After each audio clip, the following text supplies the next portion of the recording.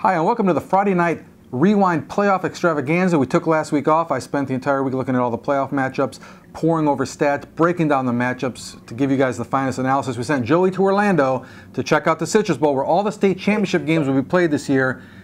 And did you go to Orlando? Yes, I went to Orlando, took the family. Everything's fine over there. No, but to the Citrus Bowl for the football. Cody, I went to Orlando, okay? Don't you worry about it. That doesn't look like, and these are... Cody, instead of worrying about what my family did over the bye weekend, perhaps you should worry about personal hygiene, like bringing a razor and gargle on set before we do the show. Daddy, that man has bad breath. Oh my God. I know, honey. I know. Infinite skills. TampaBay.com is the source you trust. We got imitators, but they don't do sports like us. We got the county battles and crosstown rivalries. Highlights Central, we hit you with what you gotta see. If you're not in the crowd, online is where you gotta be. From Friday Night Rewind to Season 2 Odyssey.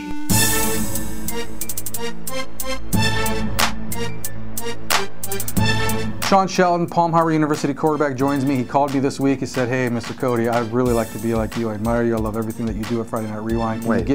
Let's talk about football, though, Sean. Countryside at Largo. Largo State semifinalists last year.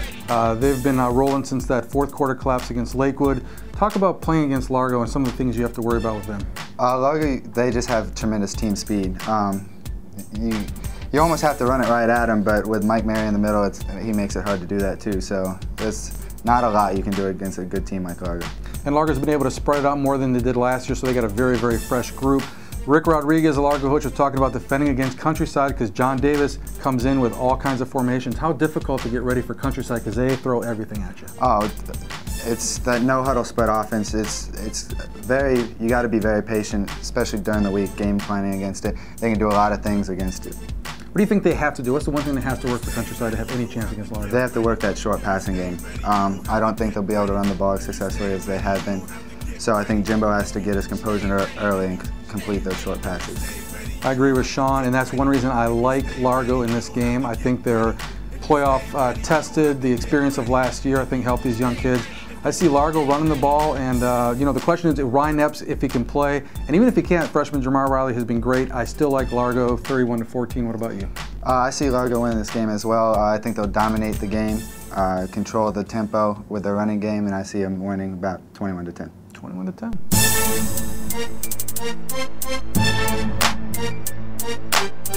One of the more intriguing local first-round matchups is Alonzo against Wharton. I'm here with Coril Joseph, 2A star from Freedom. Coril, your team defeated Wharton in the season opener. Since then, the Wildcats have won 8 in a row, averaged nearly 35 points a game during that win streak, and this week they have some incentive. Their defensive coordinator, Earl Goodman, of course, tragically passed away about 10 days ago, so this team is going to be motivated, wanting to win one for Coach Goodman. How do you stop this Wharton team, Coril? Personally, I feel they're a great team with quarterback Andrew Clifford, running back Malik Williams. Both of them had great performances against us, and it took a lot for our defense to finally stop them on the last drive of the game, with us winning 29-24. So, I mean, the first way you can stop them is shut down Andrew Clifford. He's pretty much their whole offense. But if you don't shut him down, that's really a tough game. On the other side, you got C.J. Bennett from Alonzo, who's thrown for nearly 2,600 yards in that little West Coast offense, just dinks and dunks you to death, and they're very efficient at it. Alonzo defeated your team. How do you contain C.J. Bennett in that short passing game? That's a pretty hard one, to be honest with you, being that all the passes are quick, short routes, so if you don't have very good man-to-man coverage DBs, then they're just going to pick away at you. Nonetheless, I really like Wharton in this game. They're just going to be so motivated to win for Coach Goodman. I like Wharton, say, 34-28. What about you? I like Wharton, but not by such a large margin.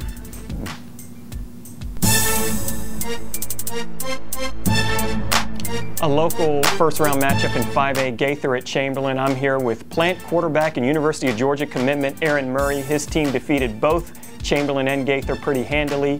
Aaron, when you played Gaither, you won 49-7. You didn't see Jarvis Giles in that game, but you've seen a lot of Chamberlain. Your team defeated the Chiefs 27-13, but the Chiefs have held 4 opponents to 9 or fewer points. How do you have success against Chamberlain's defense? It starts up with their front 4. If you can handle their front 4 and give your quarterback plenty of time to throw the ball like we did when we played them, he was able to pick apart that man-to-man defense. So they like to do a lot of bump and run and say our guy is better than your guy, but our receivers are probably the best in the state, best in the country. So gave our quarterback plenty of time, and he was able to hit the open receiver for some big plays. Chiefs quarterback Dante Aycock, a little beefier, a little sturdier runner than you, but not quite your arm. How do you shut down Dante Aycock? You just got to hit him. Every shot you can get, you got to hit him and make him not want to run, because if you put the ball in another person's hands other than him, you're going to have great success. But the ball in his hands, he's very dangerous with the ball in his hands. He can make some, big plays happen with his feet. So if you stop him, you have a good shot at stopping Chamberlain. Speaking of quarterbacks, Aaron's got a cumbersome black boot on his left leg, the result of a broken fibula. He's still twice as mobile as Cody. Dante Aycock, I think, is the difference in this game. Aaron, I see Chamberlain winning big. What about you? Definitely, it's going to be I think it's going to be a blowout for Chamberlain.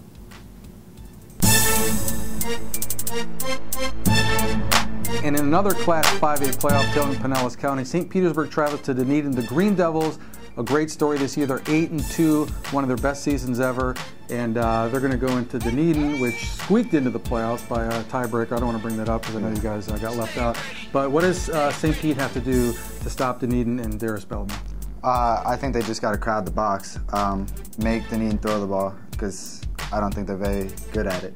The quarterback's very athletic, but I don't know if he could control the game through the air. Do you think Bellamy's ready to break out? Because he has not been the force everybody expected him to be.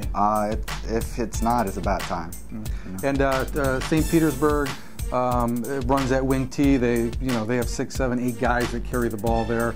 How tough? The wing T. You guys don't see it a lot. How tough to get ready for something that you don't see a lot? It is tough, but they run a similar version of it, so I don't think they'll have too much problem with it. And Joe Fabrizio's crew has outscored their opponents 137-22 in the last 4 weeks. They are definitely ready for this playoff matchup. I like them in an upset, 22-21. What about you? I like Dunedin, not by much though. Too much Bellamy? Yeah. And I just want to point out and thank Sean for coming in. 7-3 this year. They're not going to the playoffs. That's the way the system works. But hug? No? It's all right. It's all right. You sure? Yeah. Okay. In a Class 4A battle, Lakewood's going to come over the bridge and take on Plant. The Spartans, district runners-up, failed in a 3-way tiebreaker to earn a district title, and therefore will travel. And they come in with a very athletic team, a very dangerous team. Bernard Reedy, one of the most dangerous players in all of Tampa Bay. Jacquez Jenkins, their talented quarterback, nursing a knee injury. It could be more serious than we think at the moment. I know he's on crutches. So we'll see how that turns out. That's going to be huge because without him, they don't have a chance against a Plant defense that has been absolutely outstanding. Oh, our defense has been tremendous all year. No one's really given them enough credit for what they deserve. They've been shutting out teams like Armwood and Chamberlain and guys who are some of the top offenses in the in the state. So they're tremendous, and I think that we have a great shot of shutting down Lakewood this week.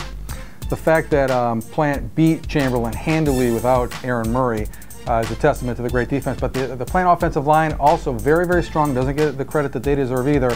And Lakewood's defense flies all over the place, very fast, might be a little bit soft in the middle. Still hard to go against Plant with or without Aaron Murray at this juncture of the season. I like Plant to win this game big, 38-7. What about you? I'm going with the upset. I think Lakewood's going to pull it out.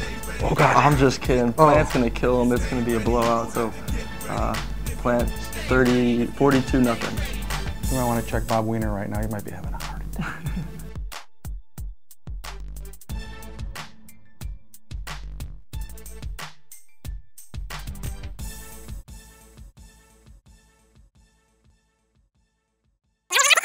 This is Friday Night Rewind.